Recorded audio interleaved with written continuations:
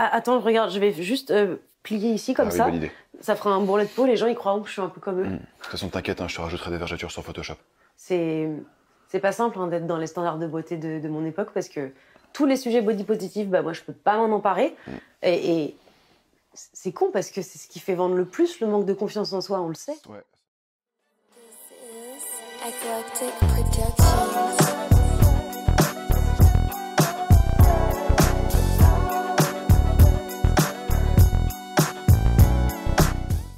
Nash Team, bonjour et bienvenue dans cette nouvelle vidéo. Bim bam boum, je suis le roi de la boum. Ok la team, on se retrouve aujourd'hui pour parler d'un type de contenu sur les réseaux que j'aime bien à la base et qui a ensuite fini par évoluer en quelque chose que j'aime pas. En effet, on est en 2023 et mine de rien, le temps passe. Ça fait maintenant à peu près 10 ans qu'Instagram a été popularisé et donc qu'on l'a vu naître, puis grandir, puis se développer jusqu'à maintenant faire partie intégrante de nos vies. En fait, on peut presque dire qu'Instagram, c'est notre enfant.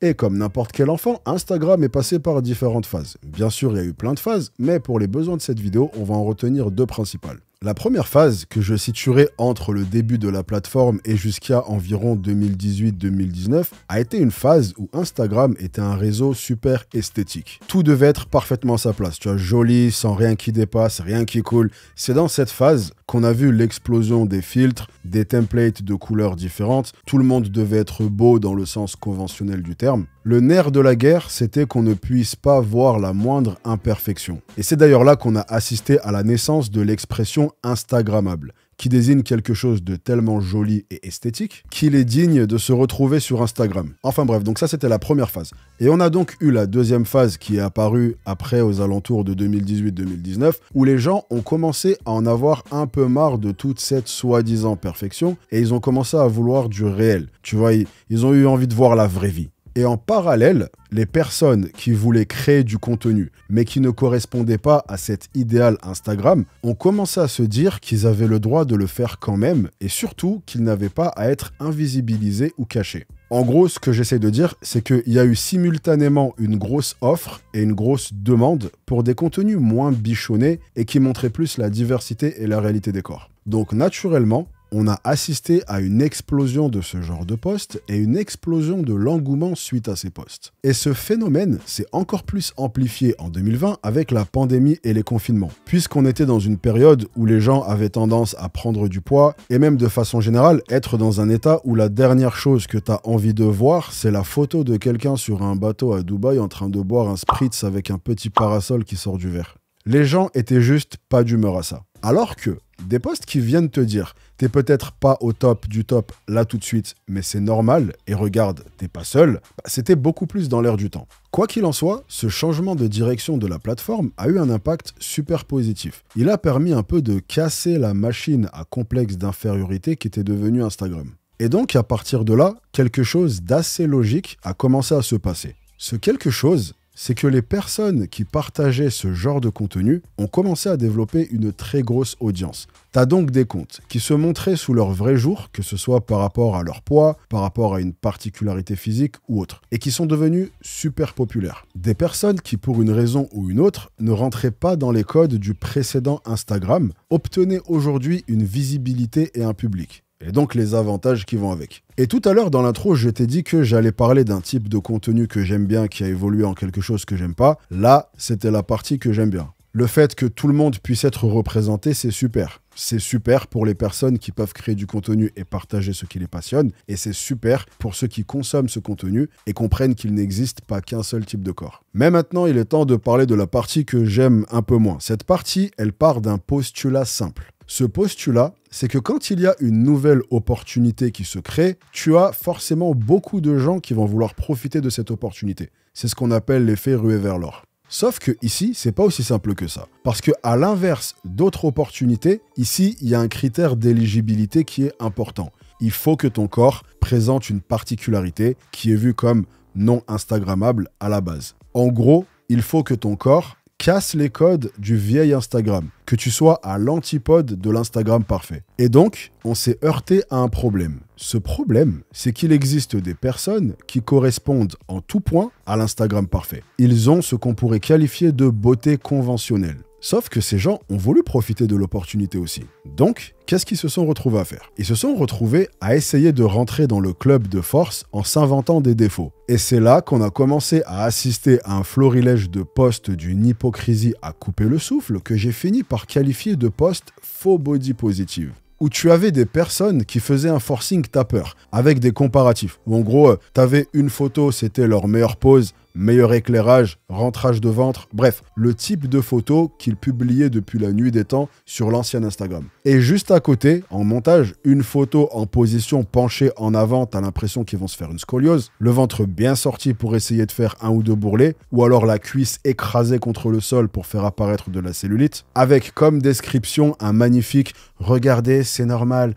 tous les corps sont beaux ». Et un type de contenu qui est devenu super populaire suite à ça, c'est les posts Instagram versus reality. Donc Instagram face à la réalité. Dans lequel le Instagram est censé être la version embellie et le reality est censé être la vraie vie, la dure. Mais ce qui est marrant, c'est que souvent dans ce genre de post, le reality est beaucoup plus éloigné de la reality que le Instagram. Tu as dû beaucoup plus te forcer et faire des courbettes pour créer le reality que le Insta. Donc en fait, tu devrais inverser, le post devrait s'appeler reality versus Insta, vu que tu ressembles plus au Insta qu'au reality.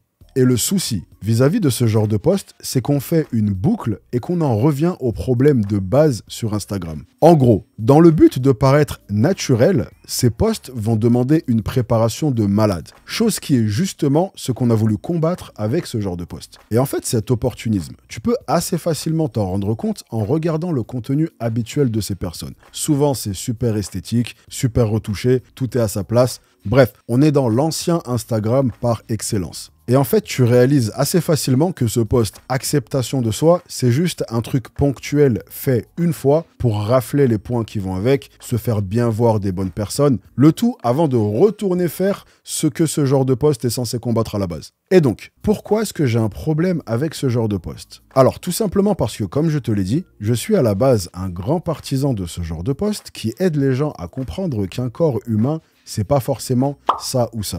Et que dans la vie, dans la vraie vie, c'est normal d'avoir de la peau, de la cellulite, des vergetures ou des abdos qui sont partis se cacher. Sauf qu'ici, cette tendance est reprise par des personnes qui n'ont pas le complexe en question. On pourrait même aller jusqu'à dire que souvent, ces personnes font tout à fait partie des standards. Elles ont jamais subi la moindre exclusion, elles ont jamais été montrées du doigt, que ce soit dans la vraie vie ou sur les réseaux. Et en fait, il y a une très grande différence entre le fait d'assumer ses complexes et le fait de venir capitaliser sur les complexes des autres et qu'on n'a pas. Pourquoi capitaliser ? Parce que comme je te l'ai dit tout à l'heure, ce genre de contenu est une mine d'or, en termes de popularité, en termes de se donner une bonne image publique et en termes financiers. En ce qui concerne la popularité, ça je te l'ai déjà expliqué, ce genre de post explose. Si tu tapes le hashtag body positive ou encore Insta versus reality ou n'importe quel hashtag de ce type, et ce sur n'importe quel réseau social, tu verras une armée de posts et tu constateras que ces posts entraînent une armée de réactions. C'est un peu une façon facile de développer une audience et de devenir connu. Pour ce qui est de la bonne image, c'est tout simplement que faire ce genre de post est une façon hyper rapide de gagner des points de bien-pensance et être acclamé.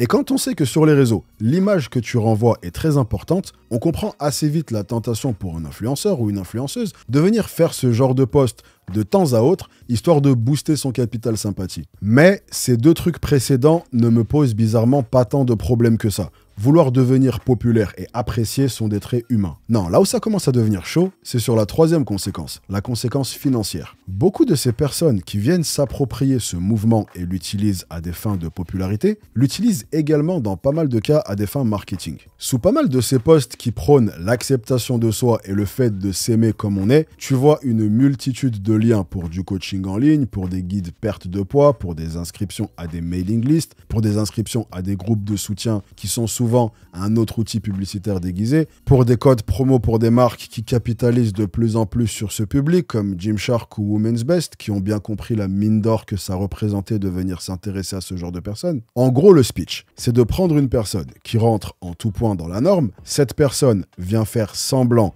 de partager un complexe qui touche des tas de personnes, histoire de dire « Regardez, je suis comme vous, on livre le même combat », le tout afin de récolter la popularité et l'argent qui suivent derrière. Ce qui fait que ce mouvement, qui est censé être une coupure, avec le côté forceur et faux qui pullule sur Instagram, se retrouve à son tour à devenir forcé et faux. Et surtout, et je crois que c'est le truc qui me pose encore plus problème, le fait que des gens viennent s'approprier ces complexes vient à nouveau invisibiliser les gens qui ont vraiment ces complexes. En gros, ce mouvement qui était censé être une avenue d'expression pour les personnes qui ne correspondent pas aux normes sociales est en réalité porté par des personnes qui correspondent aux normes sociales. Du coup, ce qui arrive, c'est qu'une personne qui est réellement en surpoids, sans avoir à plier le ventre ou jouer avec la lumière, en voyant ce genre de post, avec une personne qui te dit « Regardez, j'ai des bourrelets, je suis grosse, c'est normal », bah, ça va encore plus la faire complexer. Parce qu'elle va se dire « Ok, ça c'est gros ?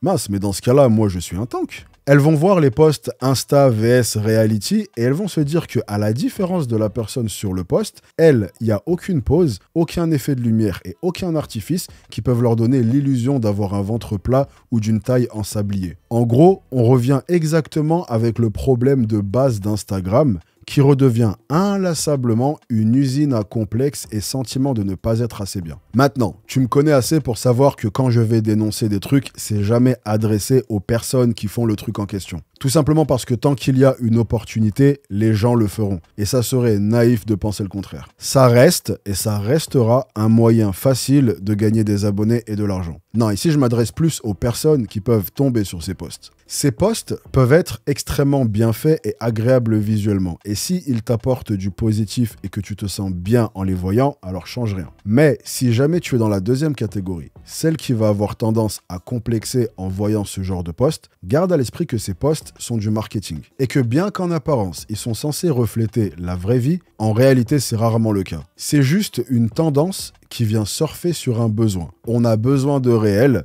et des gens plus malins que les autres viennent s'approprier le réel. Donc, ne tombe pas dans le piège. Ça reste du contenu Instagram. Donc fait pour te divertir. Vois-le donc comme du divertissement. Mais au même titre que tu as appris à ne plus te comparer à des modèles fitness qui font du 36 et se prennent en photo sur des bateaux à Dubaï avec le petit parasol qui sort du verre, ne te compare pas non plus à ces posts qui sont tout aussi éloignés de la réalité. Putain, mais quelqu'un pourrait me dire ce que j'ai moi aujourd'hui avec le bateau à Dubaï? Allez, petite parenthèse avant de partir. Dans la description de pas mal de ces posts, je vois des phrases du genre « Oui, voilà un corps normal ». Ça n'existe pas un corps normal. Si un corps existe sur Terre, il est normal. Un corps, c'est un corps. Par exemple, un corps pas normal, c'est un corps avec un œil sur le front. Ça n'existe pas, donc c'est pas normal.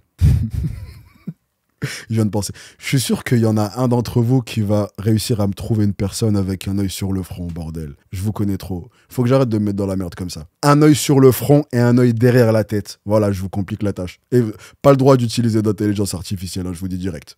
Et voilà, c'est terminé pour cette vidéo. N'hésitez pas à me donner votre avis. Et n'hésitez pas à partager non plus des comptes que vous trouvez vraiment inspirants. Ah, et bien sûr, merci à vous d'être resté avec moi pendant toute la vidéo. Vous êtes sexy comme un cocktail avec un parasol à dos. Non, je rigole, j'arrête avec ça. Si vous êtes encore là, commentez scoliose. En hommage à tous les problèmes de dos que certains ont dû avoir à force de se tortiller dans tous les sens pour faire apparaître des plis sur leur ventre. La team, rejoignez-moi sur Instagram pour faire plus ample connaissance et sur Twitter pour me proposer ma prochaine intro. Et moi, je vous chope sur la prochaine. En attendant, prenez soin de vous. Ne lâchez rien. Bien entendu, soyez sexy. Peace! Man, hey! Naj B team, soyez sexy. Yeah, yeah, man. Yeah, man.